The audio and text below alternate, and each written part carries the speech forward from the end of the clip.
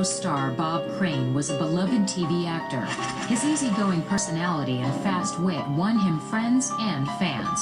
But what he did behind closed doors led to quite a few enemies. Number 10, Bob Crane. The first blow opened up Crane's head at the scalp. The second hit crushed the actor's skull.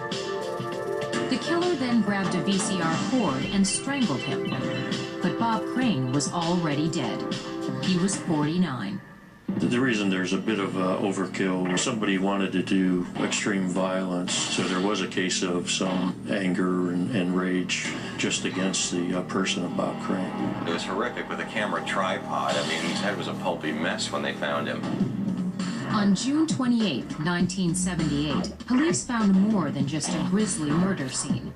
50 pornographic videotapes were discovered in a closet, along with photo equipment in the bathroom. He would use this equipment to take photos of himself with maybe 2 or 3 or 4 people, all at the same time. He had one of the first home video cameras ever marketed, and he liked to tape himself having sex with women, lots of women. Clearly, the fun-loving actor had a secret dark side. In his private life, he was dealing with some pretty serious demons. He achieved this greatness because of his success and luck, and then part of his identity couldn't tolerate it, so he created this underworld that felt comfortable for him, and it just collided in this horrible way.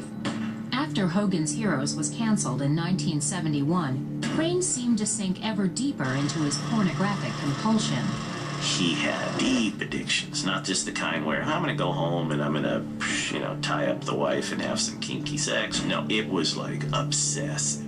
The initial suspect in the case was Crane's longtime friend and sexual wingman, John Carpenter. They like to corral these girls and tape each other. I think possibly Carpenter had a little bit more of an interest in Bob Crane than Bob Crane had in him. Friends maintain that Crane wanted to cut off the friendship. Police found the actor's date book with the name John Carpenter scratched out. I think there's a real good possibility that at or about that night that Bob Crane broke off a relationship with Carpenter, and that in turn apparently enraged Carpenter. After the murder, police found Carpenter less than cooperative. He began to look like a suspect just from his avoidance of trying to assist in the investigation, plus some of the things he was saying or not saying just didn't sound right.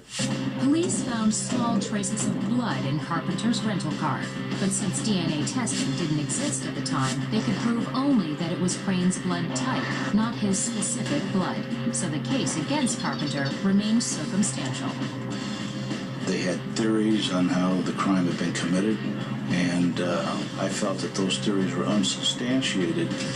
The case sat on the shelf for 14 years. That is until police found overlooked photos that showed blood and what looked like brain matter in Carpenter's car. John Carpenter was finally charged with killing Bob Crane. I mean, you have the blood inside of the car. The blood type matched Bob Crane's. You had the tissue in the photograph that appeared very similar to the types of tissue from the bloody crime scene that was found on the pillowcase. All of those things together, we thought was going to convince a jury. The evidence proved inconclusive. On October 31st, 1994, he was acquitted. Carpenter died 4 years later at the age of 70. There are no other suspects, and the case remains unsolved.